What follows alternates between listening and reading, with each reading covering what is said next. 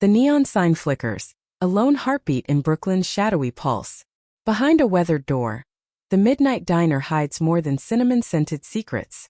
What happens when a global pop icon trades stadium spotlights for a crumbling vinyl booth, where fame crumbles like Martha's legendary pie crust, and a stranger named Jake guards a legacy he doesn't understand?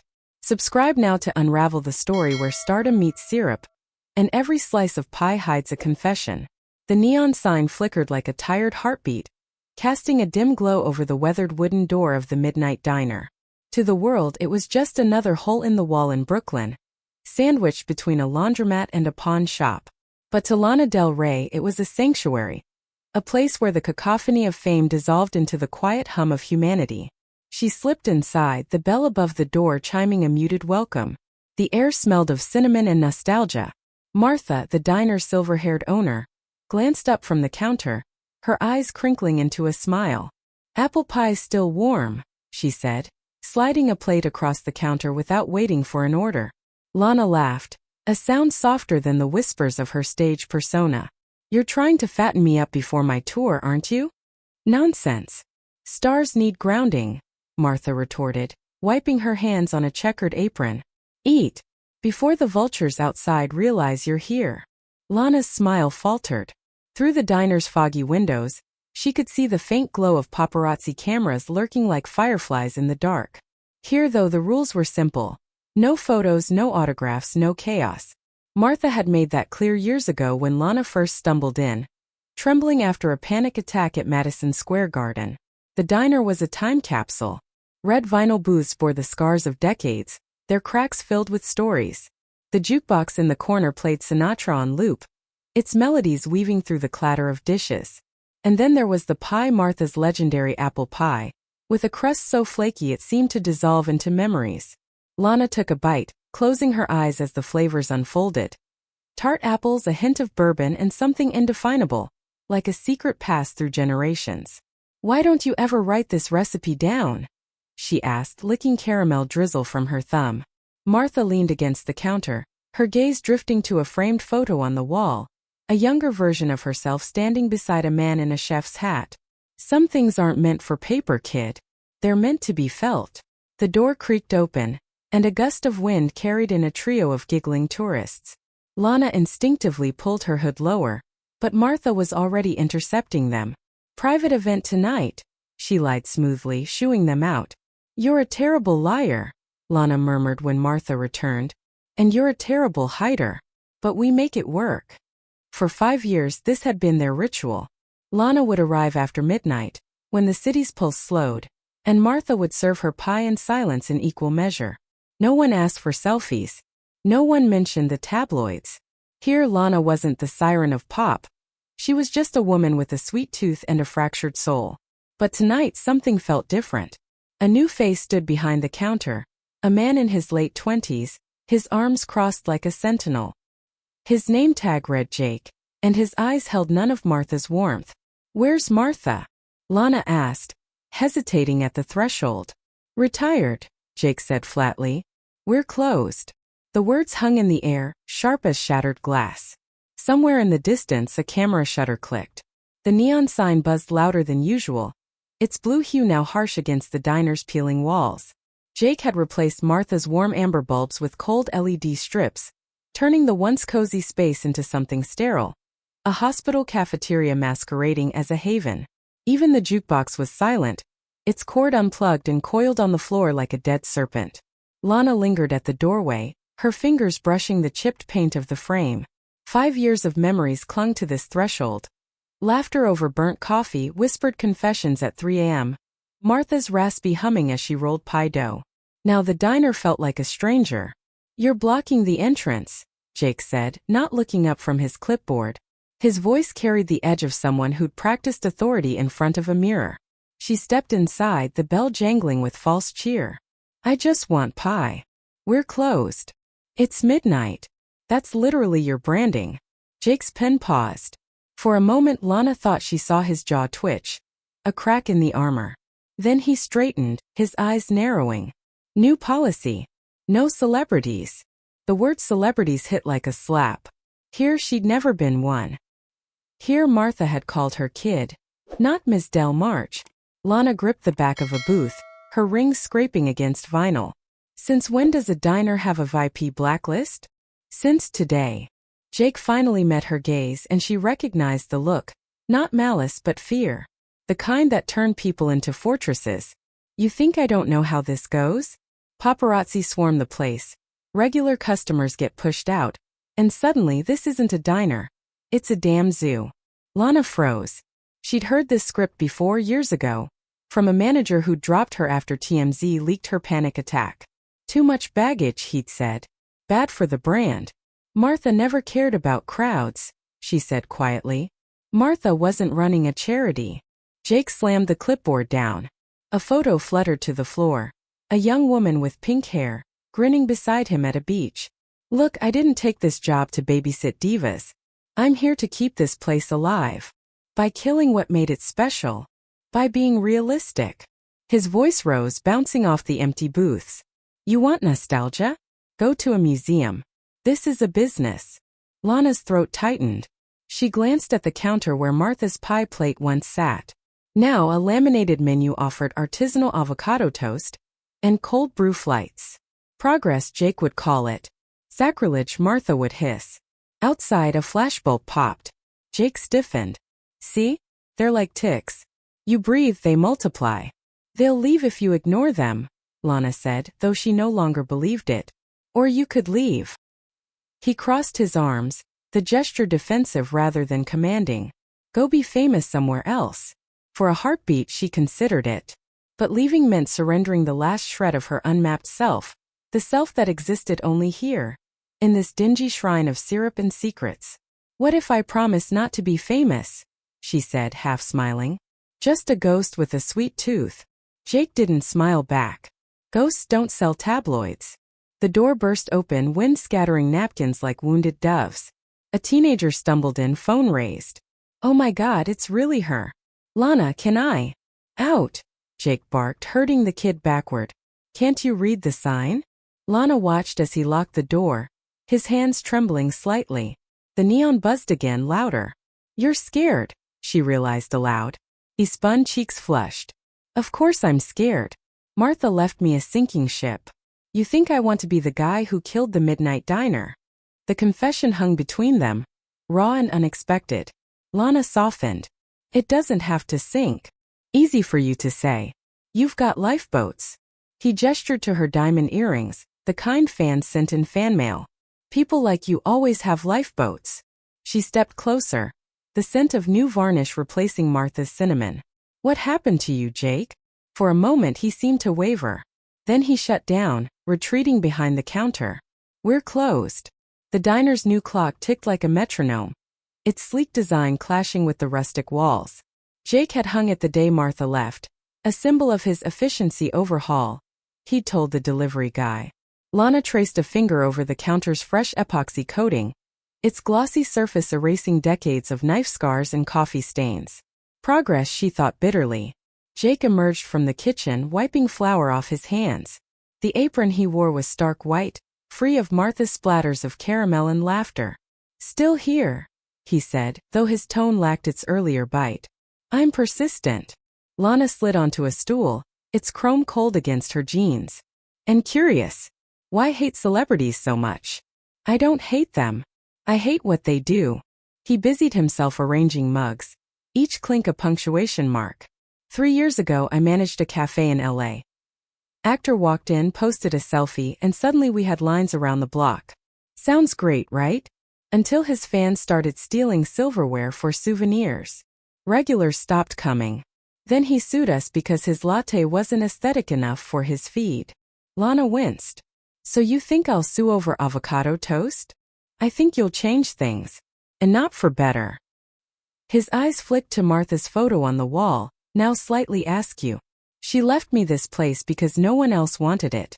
You think I enjoy being the villain? No, Lana said softly. I think you're terrified of failing her.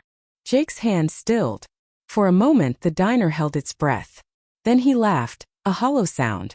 You're good. Real good. But this isn't one of your music videos. Save the drama for MTV.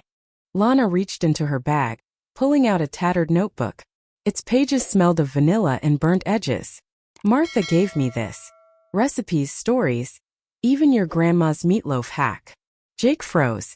How did you? She knew you'd trash anything sentimental. So she mailed it to me. Lana flipped to a dog-eared page, revealing a sketch of the diner's original neon sign. She loved this place. And you. Bullshit. She barely spoke to me. Because you never listened. Lana's voice sharpened, startling them both. She gentled it. At my first concert I forgot the lyrics. The crowd booed. Martha sent me a pie the next day with a note. Sugar fixes flops. She didn't care about the fame. She cared about me. Jake stared at the notebook, his throat bobbing. You're saying I'm nothing like her. I'm saying you're trying too hard to be nothing like her. Lana tapped the recipe for apple pie. Martha's loopy handwriting drowning in coffee stains. She didn't give me this to steal. She gave it so I'd remember why this place mattered. Not the decor. Not the rules. The people. A flicker of doubt crossed Jake's face. Then he snatched the notebook. Nice speech. But I know why you're really here. Excuse me. Martha's recipe. He spat the words like poison. You've been cozying up to her for years, huh? Planning to trademark her pie? Slap your face on a frozen version. Lana blinked. Then she burst out laughing. A rich, unfiltered sound that startled even her. I can't even boil ramen, Jake. The last time I used an oven, I set off 3 smoke alarms. He flushed. Then why? She taught me to bake so I'd have something real. Lana stood, her chair screeching. Something that couldn't be auto-tuned or photoshopped. Just apples and flour and time. The confession lingered. Jake's grip on the notebook loosened. Outside, rain began to fall, blurring the paparazzi into smudges of light. Lana moved to leave, but Jake's voice stopped her. Wait. He opened the notebook to a random page. For Jake, Martha had scribbled in the margin. Add extra nutmeg. He hates bland crusts. His shoulders slumped. When he spoke again, it was barely audible. I thought she forgot. Lana smiled sadly. She never did. Raindrops slid down the diner's windows, painting the world outside in watery grays. Jake stood behind the counter. Martha's notebook opened to the apple pie recipe. His fingers trembled as they brushed over her handwriting. The loops and smudges a map of her stubborn heart.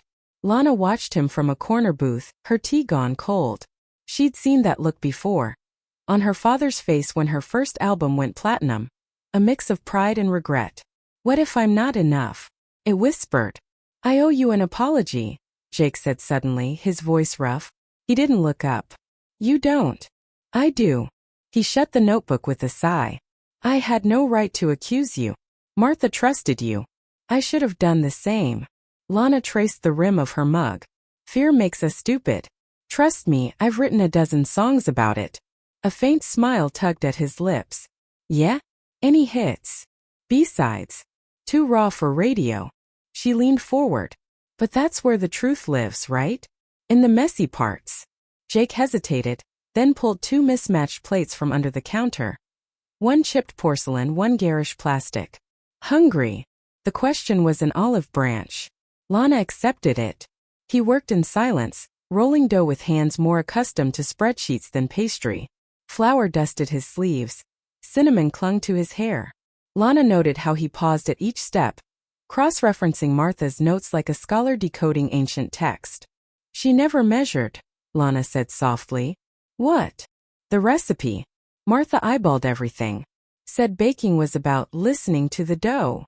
Jake stared at the lumpy crust in his hands. Sounds like her. Here. Lana stood, rolling up her sleeves. Let me. You said you can't cook. I said I can't boil ramen. Pie's different. She nudged him aside, her fingers sinking into the flour. Martha taught me this part by part. Like a duet. They worked in uneven harmony. Lana shaping the crust, Jake caramelizing apples. The diner filled with the scent of burnt sugar and tentative trust. Outside, the paparazzi had dwindled to a lone blogger, bored and half asleep in his car. Why do you care so much? Jake asked abruptly. You could have walked away. Lana crimped the crust's edges, a gesture Martha had called giving the pie a hug. This place, it's my anchor. When the world spins too fast, I come here to remember who I was before the stadiums and the screaming. She met his gaze. You're not the only one scared of losing it. Jake's throat worked. I thought changing things would make it stronger. But I just erased her. Not erased. Lana nodded to the notebook. She's right there. And here. She tapped his flour-dusted chest. You just needed to stop running from her ghost. The oven timer dinged. Jake pulled out the pie, its crust lopsided, filling bubbling over like molten gold. A masterpiece, Lana deadpanned. He snorted. A disaster. Same thing. She grabbed 2 forks. Martha's first pie looked like a meteorite. Tasted like heaven. They ate standing at the counter, the rain drumming a lazy rhythm. The crust was too thick, the apples undercooked, but beneath the imperfections lay a familiar warmth, the kind that couldn't be faked. I have an idea, Lana said, licking syrup off her thumb. What if we reboot the diner? Keep the soul but tweak the script. Jake raised an eyebrow. You're not suggesting a celebrity endorsement? God no. A rumor. Her eyes sparkled. No ads, no posts. Just whispers in the right ears, that this is the place where fame goes to die. Where you can be nobody. You do that. I've got connections in high places. She grinned. And low ones.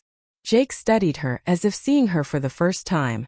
Not the pop icon, but the woman with flour in her hair and hope in her voice. Why? Because Martha once told me secrets taste better than fame. Lana wiped her hands on a rag. And she was never wrong. The neon sign buzzed again but softer now. A contented hum rather than a scream. Martha's original amber bulbs had been reinstalled. Their warm glow bleeding into the Brooklyn night like a promise. Inside the midnight diner, Sinatra crooned from the resurrected jukebox, his voice weaving through the clink of forks and murmured conversations. Lana sat at the counter, her notebook open to a half-finished lyric. Sugar and shadows we blend in the light. Around her, the diner thrived in quiet rebellion. A Grammy-winning jazz pianist nursed a coffee in the corner, unrecognizable in a moth-eaten sweater. A Hollywood director scribbled screenplay ideas on a napkin, unbothered by the world outside.